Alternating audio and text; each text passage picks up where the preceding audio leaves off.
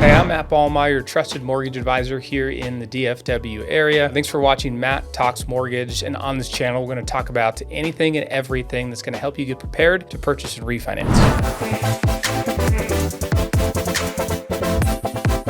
So one of the most common questions we get is, can I really buy a home if I have bad credit? So the short answer is yes, you can buy a house if you have bad credit.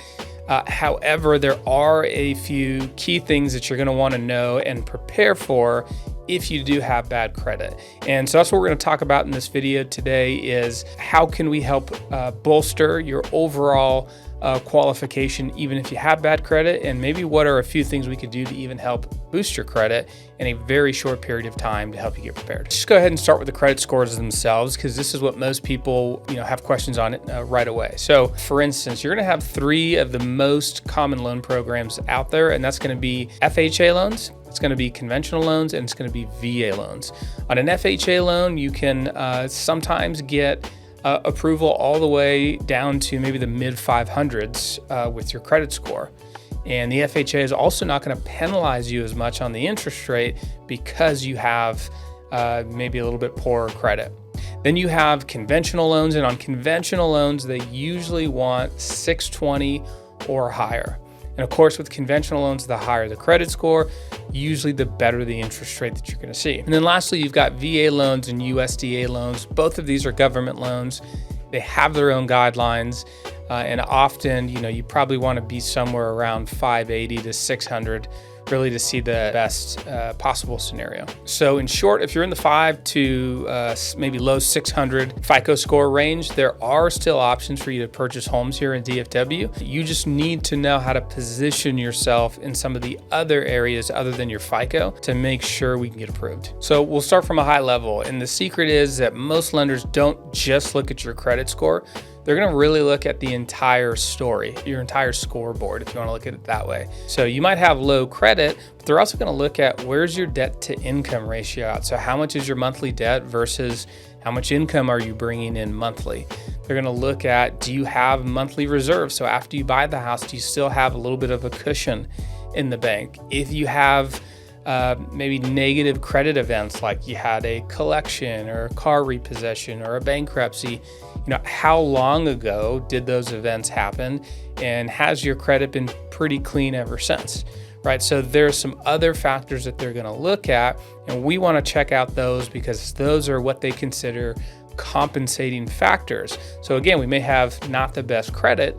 However, if we have some other compensating factors like, your debt to income ratio is low, it's been a while since those credit events, you have reserves and steady income, well then we may be in a great place to get approved. So let's say, everything else looks pretty good, right? So you have a low debt to income ratio, a bit of money in the bank, maybe, a month or two worth of reserves for your monthly payment.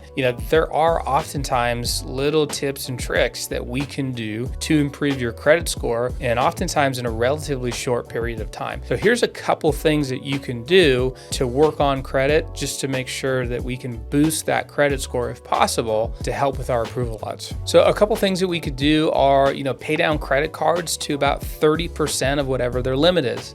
Anytime that you're over 30% of whatever the credit card limit is on that balance, you're going to start to see your score negatively be affected. So it's going to go down every single month. As you pay those down, you're going to see your scores start to increase. I would also pull a free copy of your credit report with the bureaus every year. Oftentimes when I speak with clients, they have no idea that maybe they have a $150 medical collection, or when they moved out in an apartment, or maybe a modem or router from an internet company, that some lingering collection item that is relatively small is affecting their credit report. And oftentimes, if you just pay off that tiny collection, you can see your score increase, anywhere from like 20 to 60 points in a 30-day period, or sometimes even less than that. You'll also want to make sure to not open up any new credit. So no new credit cards, no new car loans, no new personal loans while you're getting prepared to buy a house.